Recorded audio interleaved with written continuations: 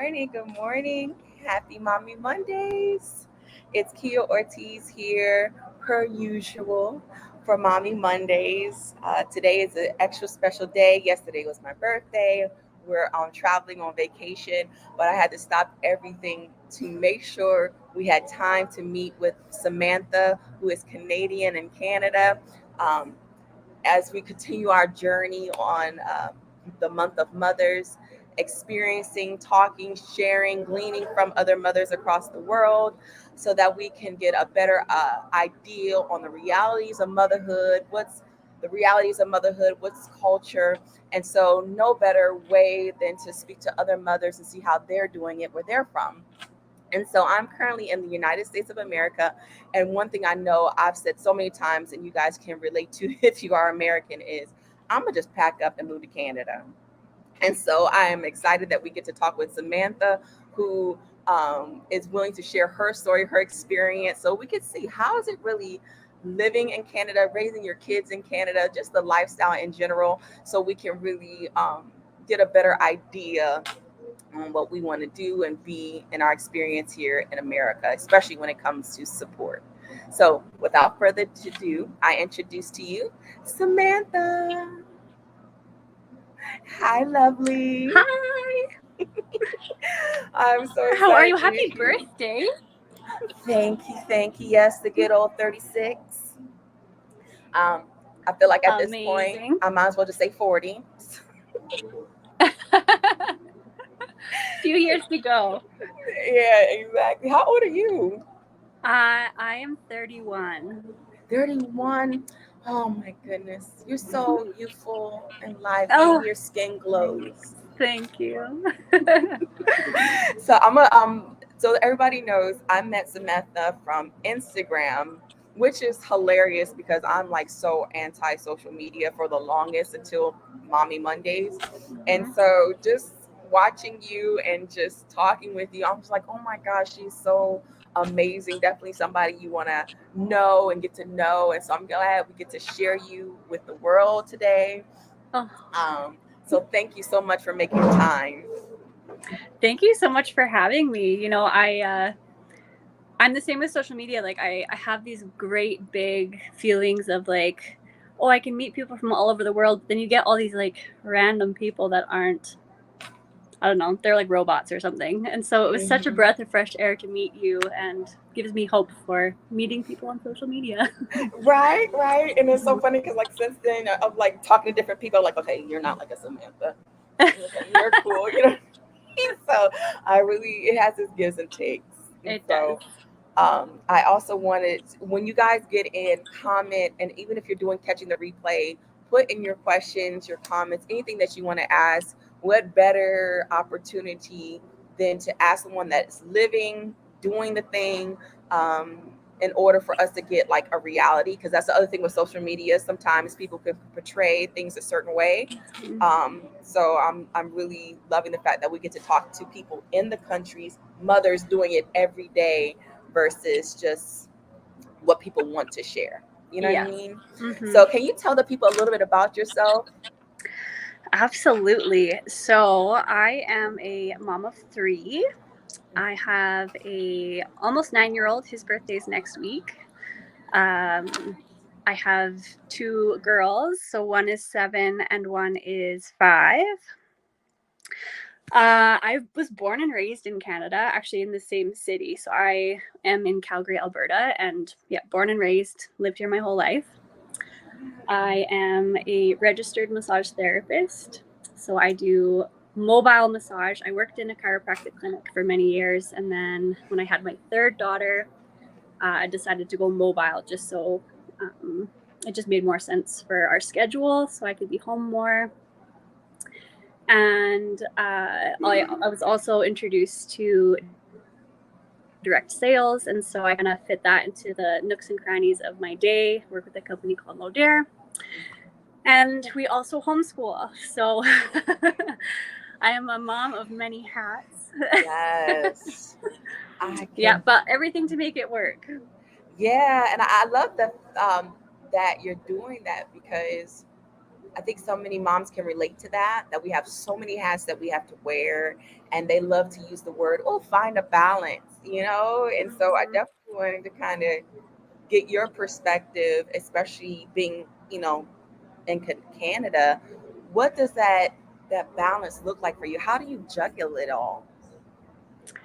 That's a great question. I think it I'm still changes, figuring it out. right? It changes day to day, and you kind of a lot of grace. You have to have grace for yourself as a parent and know that some days aren't going to be the best. But that just means it's a bad moment, not a bad life, or it's a bad moment, not a bad day. And so I constantly am trying to remind myself and shaking it off, like not allowing unfortunate circumstances or bad moods to affect an entire day. I just kind of roll with the punches and try to move on to the next thing and make the next thing the best. Um, Having support, I know that's not always possible for everyone. So I'm very blessed with a very large family that all lives here in Calgary.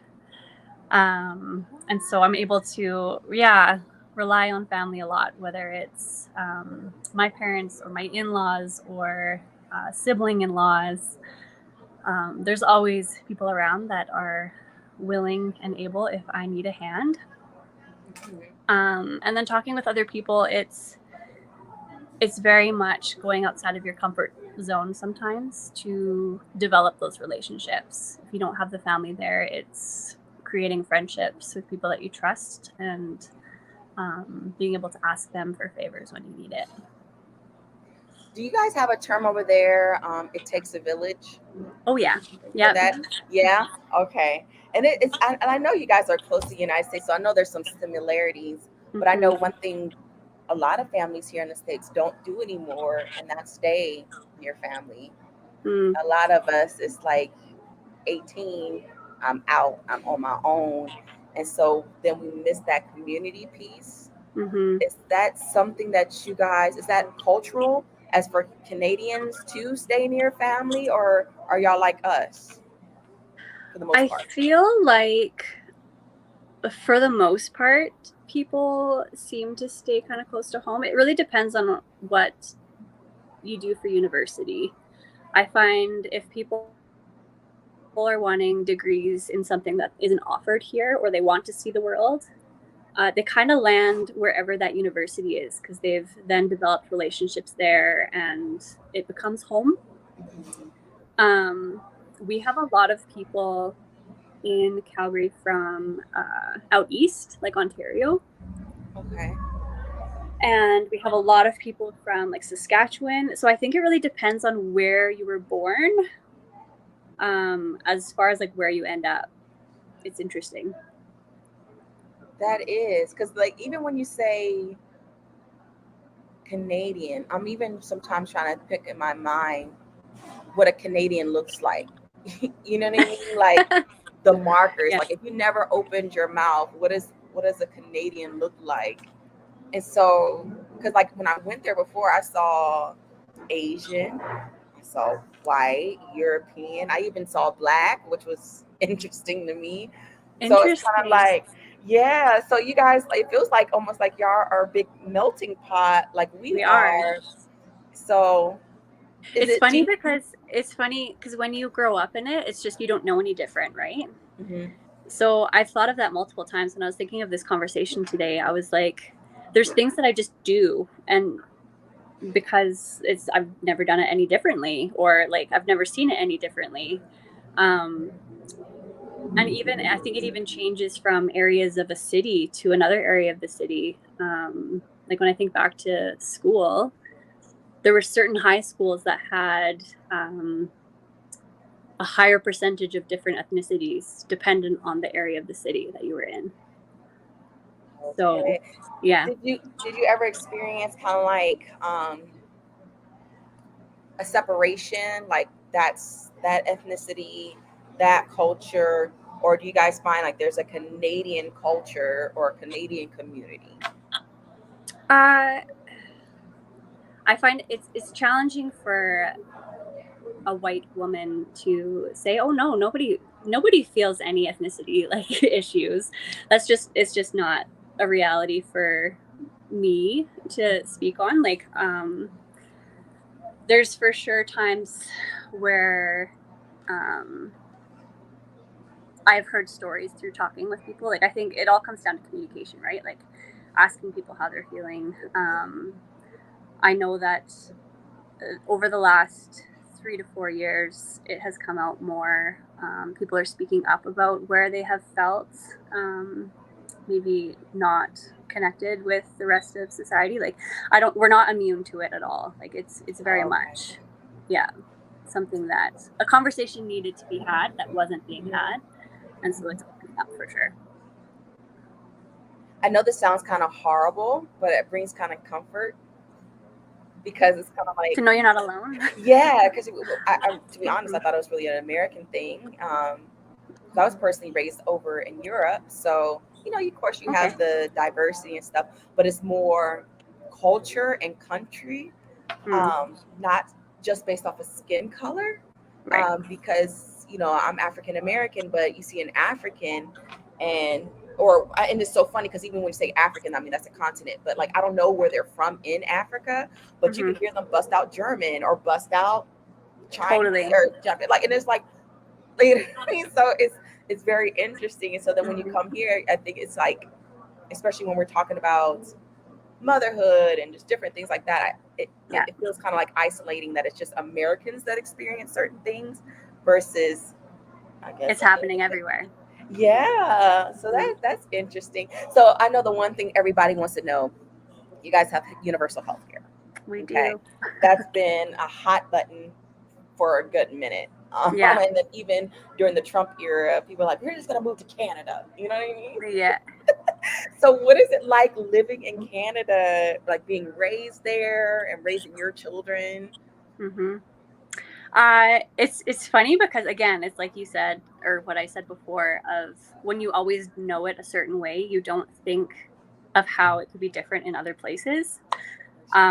So I've always known, like, if you're sick, you go to the doctor and it's just covered. You show your Alberta healthcare card and that's it. You don't have to pay a copay, no deductible, no.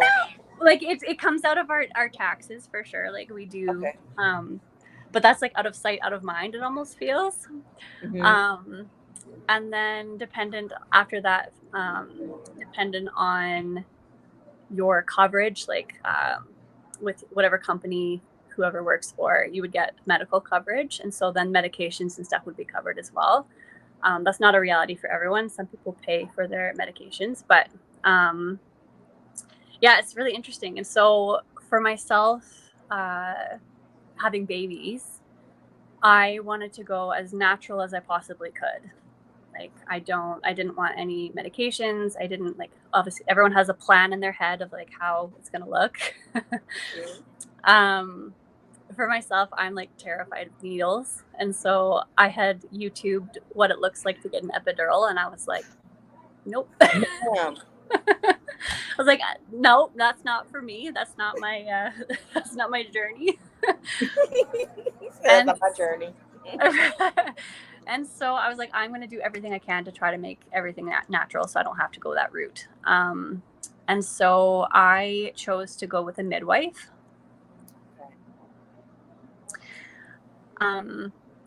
And which I learned was very fortunate for myself. Basically, you have to apply for a midwife. And then if there is a clinic available for your approximate due date, then you'll get placed with that clinic. But I think that's becoming a more, it's a route that a lot of women are wanting to take. But I think it was like 90% of women aren't able to get on with a midwife because it's just so lacking. Yes, and I didn't realize that. Like I was very fortunate, and kind of once you get in with a midwife, any kids after that, you kind of get first pick. And so you just then message them and say, hey, I'm pregnant again. And then they say midwife? With a midwife, yeah. You get the same one that you've had with your I previous did, yeah. pregnancy? I had Okay. my midwife had a hat trick with me, so she was there for all three. But you get a team of midwives, so it was a fluke or a blessing, I guess. Yeah. So like otherwise you would have had to go to a traditional doctor, right? Yes. Do you get to pick your doctor, or you have to do it in your same proximity where you live? Um, you don't necessarily like. There's some options. Your family doctor won't be the same doctor for delivery. Like they don't um, Okay.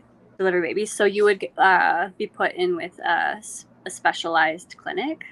Is that an Um, OB for you guys? yeah, Okay.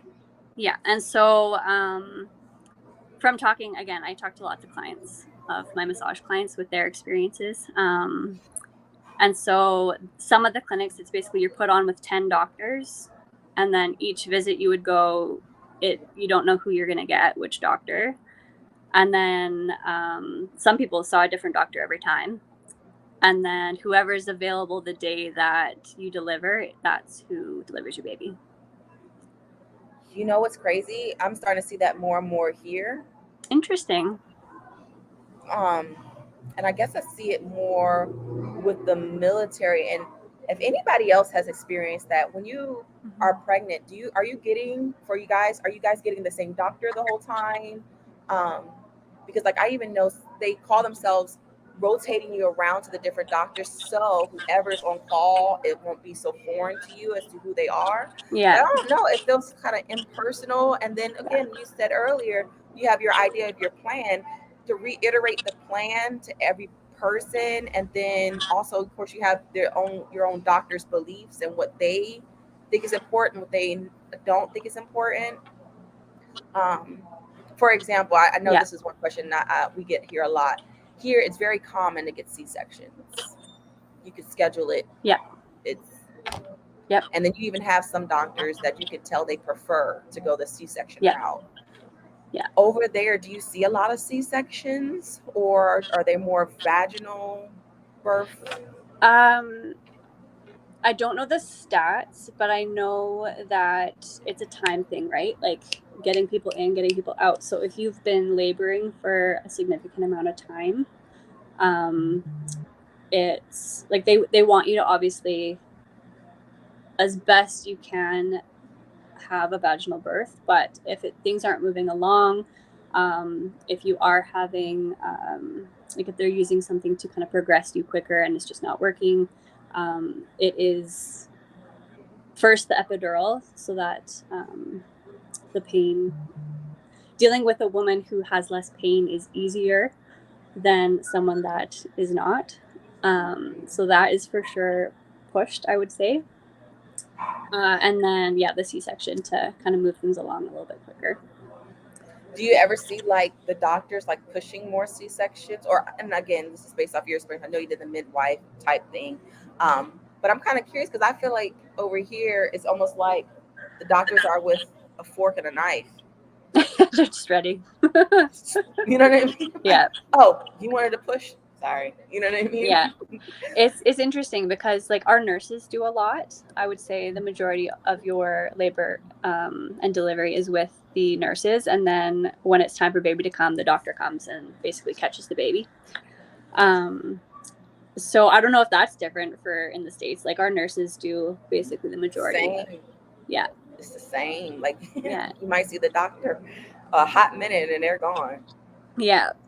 So I mean that's another thing that's interesting. Like what you were saying for the impersonal aspect, it's like they're really not there for much of the delivery process anyways, so it's like, can I meet the nurses?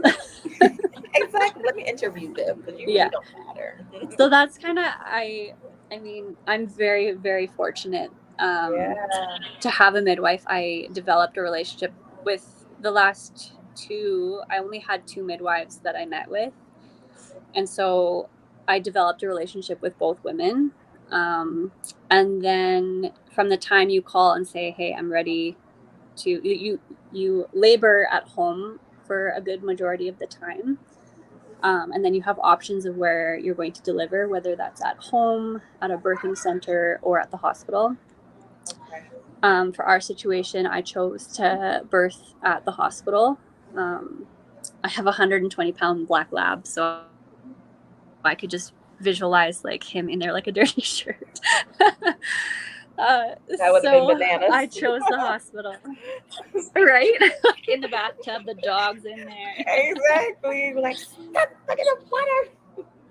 Yeah. So I chose the hospital, but basically, as soon as I called and said I'm ready to go, she checked me and then met me at the hospital, and she was there the whole time. Okay. Yeah. So So she's I didn't part of see. that. Yeah, I didn't see any other nurses. I only saw my midwife, and then whoever was helping her. Okay. Do you guys have doulas over there? We do have doulas; those are paid for. Oh, okay. Out of your pocket. Yeah, Okay. yeah. Okay, that makes So sense. yeah, if you wanted the support of someone to a birthing support coach, yeah, you can pay for that. Whereas the midwives, they are covered by Alberta Health for us. Because even you saying that, I'm like, I wanted a midwife. Yeah. Um, when you guys, okay, you give birth and everything like that, what does that look like afterwards? Does your midwife continue with you? Is there someone else assigned to you, or you're pretty much on your own? No, so my midwife stays with me. That was another joy was like as soon as I delivered, I was home with my first two kids. I was home within 6 hours of delivery. Yeah. What? Yeah. I remember after having my first, it was overnight that we had him. I think we got to the hospital at midnight. And then at 6:30 in the morning, I was calling my dad and I'm like, yeah, we had the baby and we're on our way home. And he's like, what? What do you mean you're on your way home? So I was home by 6:30 in the morning and able to sleep in my own bed. My husband was able to sleep. And later that day, my midwife came to my house Okay. to check on me, check on baby. And so then for the first, I think it's like 4 days, they came every day. Okay. And then after that, they kind of space it out. And then at 4 weeks, you go into the midwife. And then at 6 weeks, you go in for your final visit with the midwife. And then after that, your care would be then moved or transitioned to your family doctor. Okay. So then you go back to the family doctor, and the family doctor is the same person that sees your kids, or do you have Yeah. pediatricians? No, so and that's dependent city to city as well, Okay. which I didn't know until recently. Calgary, we don't have, unless you have a specific, like your child has a specific condition, you don't have a pediatrician. Whereas in somewhere like Edmonton, which is 3 hours north of us, um, from delivery, you're sent to a pediatrician. Okay. So Yeah, so it's very dependent. I find that interesting because here your pediatrician is different from your family doctor. Hmm. Well, I guess you could say it's very interesting because you have some doctors that are like your family doctors, but then I have my doctor, OB, and then the pediatrician because that's part of the stress too. Bouncing back and forth between the doctors and making Mm-hmm. sure everybody has the same information. Mm-hmm. So I find that interesting that it's based off of your location. And I also, I guess, if any Americans on, if you could correct me, I kind of had in my mind like this lofty idea of your healthcare because it's government funded, Right. that there would be like this. Like last week, we talked to someone that was Hungarian, and their healthcare is universal, but like she had a pregnancy person or pregnancy assistant. You know what I mean? Yeah. And then that person was for years still part of her journey with her child and with her would come to the house. And so I kind of had that in my mind too because it's government funded. It should be a lot more. Like, did you hear in Korea? I know this is a sidebar, but I had to tell you this because I thought it was interesting. Korea, they Mm-hmm. have a postpartum like spa facility type thing for mom. Like after you give birth, part of their healthcare, you go to now this facility that they help you with your baby. You get fed 3 meals a day and snacks. What? They massage your breast. They help you nurse. They'll take your baby, like, and they'll come for you if you want to nurse the baby or formula. They'll come bring you the baby, and they'll take the baby Wow. back and watch your baby.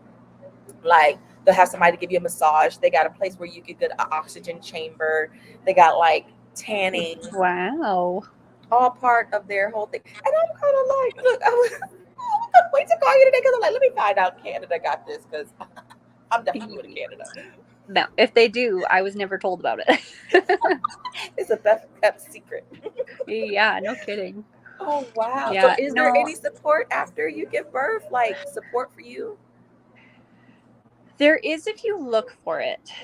Okay. Um, especially, and I wish it was more of a conversation. Like, I find that the fourth trimester is like this like untalked about territory unless you're like a part of it. Yeah. And so like for nursing, there's for sure places or people you can talk to get support where they come and they teach you how to latch properly. Um, yeah, it's, and I guess it comes back to advocating for yourself and the people who are there a part of your birthing journey is like asking them. And so knowing the questions to ask, which I mean, for most it's on like it's territory you've never been a part of, so you don't So you're always not. know the questions to ask. Yeah. Yeah, so having conversations with moms who have babies like tongue ties. I knew nothing about tongue ties when my kids were born, and that you could get them clipped. Like I had no idea. And so moms that are struggling with nursing, it's like you feel alone and that you should know how to do it and that it should be this natural thing because like you're born with these body parts so you should know how to use them. That is It's true. like I think men have the same issue. yeah, they do. But to say, you know what, this doesn't feel good, like what are my options, and then asking the people, the professionals of like, hey, what do I have access to help me learn how to do this properly and not feel judged or like I'm a bad parent. That's a good point. And while we're on that, my son had a tongue tie. While we're on that, if you guys, somebody does have a tongue tie, what is a tip that you would give for them? And how would they even know if their baby has a tongue tie? So for my son, when he was nursing, it sounded like a clicking. Like every time he would suck, it was clicking, and his tongue was basically like flicking my nipple every time. So it was excruciating. Um, if they're just cranky, like they're not latching nicely, they're super fussy when they're doing it, it just doesn't look comfortable. They're all signs to look into maybe a tongue tie. Um, I also am a big advocate for chiropractic for babies. Um, Yes. people like if you think about the trauma a baby goes through in being born, like their necks are like there's even in a natural delivery, like they're being squeezed around and She's and sick. yeah, right, like yeah, there's just some like unnatural movements that they make. Mhm. And so sometimes the muscles and the joints in their necks just aren't they're really stiff from that process, and so finding something like baby massage or baby chiropractic to help make it more comfortable for them when they are nursing. So just looking at different options. If it's not a tongue tie, like look for tongue tie first. If that's not it, then maybe look into the chiropractic option, to make your experience and babies a lot more Yes. lovely. Yeah, because I think oftentimes people say, well, nursing's supposed to hurt. So, like, duh. Mm-hmm. But that type of pain is different. If you look at the baby's tongue, too, like how we lift our tongue, Mm-hmm. if it comes hard to talk, but if That string that that's attached. is closer towards the end, Yeah. then your baby has a tongue tie. And so when she said clip, like that's to open that up so that they Yeah. can like stuff like that. Girl, I did not know that. All I knew was I was tandem nursing one twin, and I was like, okay, this is uncomfortable. All right, whatever. And then the other one, like, oh my god, this man is like, it feels like they're just like trying to draw everything out through your boob, and you're like, oh my god. And so Mm-hmm. if it's like that, then Yeah, Yeah. and even if that's not there, that skin tissue, they can have a posterior tongue tie. So my son had What's a that? posterior, so it's at the back of the tongue where it attaches kind of to the gums by the teeth. So that's a thing too. So even if they don't have that little thing, you can look at the back, and I don't know if they clip it, but you can do stretches, like get them to teach you the stretches to like get your pinky in their mouth, and you can stretch the tissue. Yeah, so if that skin's not there, it doesn't mean they don't have a tongue tie. I did not know that. I'm gonna Yeah. look that up. Let me do some research on that because because that was the one thing they told me to look for. So all my superseding babies, I was just Yeah, right. like, we ain't doing that no more. Yeah. Well, And and it's so my third has a tongue tie. She still has a tongue tie where her tongue doesn't, it's quite close to the tip. Um, and so if you don't clip it within the first, I don't know how long week, some of them won't. And then they leave it until they're like 7. And then they'll reassess, and then you can learn some, because it'll affect speech and different things like that. So then you can also learn some stretches, and if that's not working, they can then clip it or do the laser when they're older. hmm, Yeah. I didn't know that either. Because they were like, you got to deal with it right away. I think it was like day 3 Yeah. or day Yeah. 2. Yeah. They did the clipping. So Yeah. that's interesting. Mm-hmm. So while we wrap up, I wanted to ask you because again, trying to just find that balance of motherhood, like the reality of motherhood, because I believe all mothers struggle because it's even though it's supposed to be natural to us, we all got to figure out our own way, our own rhythm. Yeah. Um, but I feel like there's a portion of that is determined by your culture, where you live, where you're from. Yeah. And so I know, and you made a good point, and I never thought about that before. It's kind of like, hey, tell me about yourself and how good your life is there. You're like, oh, I don't know what to compare it to. I just know my life. You know what I mean? Yeah. I never thought like that comparison piece. But in your mind, I guess, if you were going to say, just based off what you've seen in the rest of the world, what are some differences that Canadians do that is important for you to instill in your children, or that you're like, this is a part of motherhood that I probably in our country that I don't often see in other countries? Do you have any of those?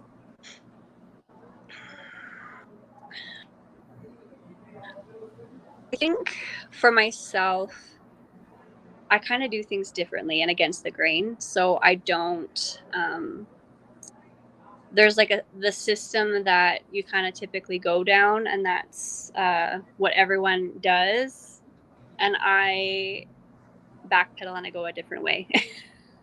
Wonderful. I like it. Right? I'm a bit of a black sheep, but I for myself, it's been really important to kind of surround myself with people of same values, people who are raising their kids similar to the way I am, just to have that support system, because it can feel very lonely in motherhood.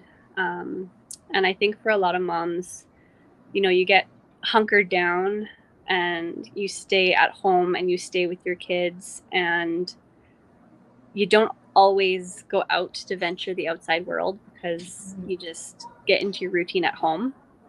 And I think the biggest thing I can advise is to get out of that bubble of being at home and being alone, getting to know other moms, I mean, we have the internet at our hands. There are mommy groups everywhere, and you can literally look up your local area, interests you have, values you have, and you can find a group of women who um, think and do the same way that you do. Uh, and go to those mommy meetups. Like, I think oftentimes we get so scared of like our babies crying and screaming when you're at a coffee shop, and um, being an inconvenience to others. Whereas I think we need to just push that aside and realize that people will understand. If they don't, they're not your people. Exactly. And just have that support, have those people to talk to, have people that you can be honest and open with about the struggles you're feeling and not feel judged. Knowing that you are your biggest self sabotager you're probably judging yourself on things that other people won't ever judge you on. So have those conversations and be open and honest with people and develop those relationships with other moms. I love that. Mm-hmm. And I think that's so important that you say that because I don't know why we feel like we have to do it on our own or feel like I should know this when it's Yeah. kind of like we're all learning. Yeah. Um, and so, to be honest, this conversation has been very therapeutic I'm because glad. yes, because I kind of have in my mind like we're gonna go do this tour around the world and everything, and get to hear how they do it in other countries in order to advocate for ourselves here in America. But to hear that we have very similar experiences Mm-hmm. with our neighboring brothers and sisters in Canada, it's kind of like settling because it's not Mm-hmm. always just an American thing. Some things are just a mom Yeah. thing, regardless of where you Mm-hmm. are. Um, and we all have to do better on making those connections, mommy groups, building that support ourselves and not necessarily depending on our country or our Yeah. government to do Yeah. that for us. So Yeah. I really appreciate that. And it's very sobering too, because I was ready to go to Capitol Hill. I done met with like 3, 4 miles from other countries. Now this is what they're doing there. Why aren't we doing it? You know what I mean? Yeah. Well, And and some I think things that it is important to advocate for things that you feel are important, regardless of where you are. And even thinking, like, you've opened my eyes to thinking about how other people are either struggling or doing it in their countries. Like, we like having friends with babies in like the NICU, like babies who are sick when they're born. I can't imagine the stress of like, okay, well, what is that bill gonna look like? Like, I can't even fathom, like, knowing that it's covered just gives like a peace of mind and like a takes a stress away. yeah, Whereas I can't imagine being like, okay, well, we're gonna live on the streets now. I can't cover it. your life, it's a literal thing. How do I do what's best for my child and still Mm-hmm. have a livelihood? Yeah. Or I want to have more children, but I can't afford to. Yeah. Yeah.